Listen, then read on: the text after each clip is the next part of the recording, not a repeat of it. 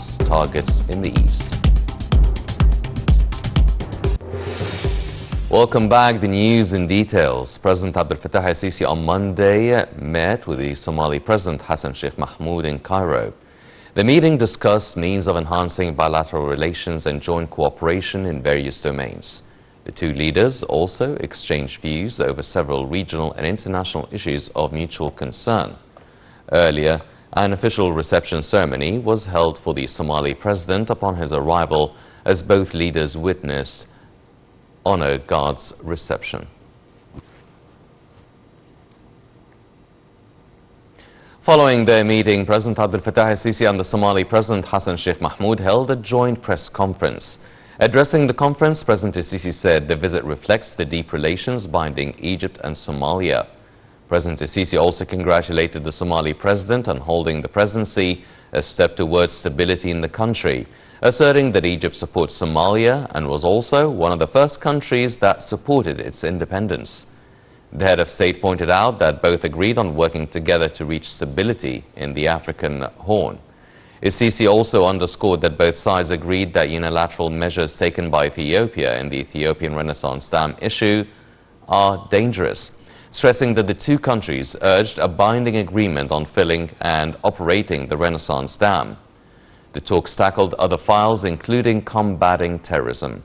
For his part, the Somali president said that Egypt and Somalia are friendly countries over decades and expressed appreciation for Egypt's role in supporting Somalia's stability and independence.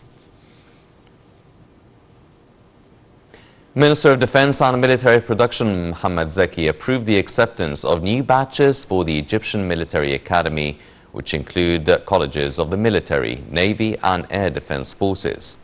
The new students also include graduates of public and private universities and institutes.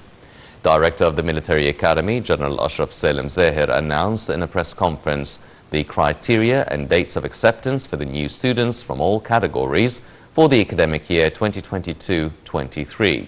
He also stressed the armed forces' keenness on developing the scientific military qualification system in accordance with the latest educational systems in advanced countries.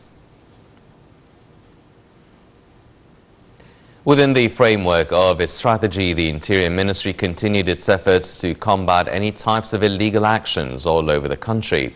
The ministry continued its campaigns to follow up and control prices of strategic commodities.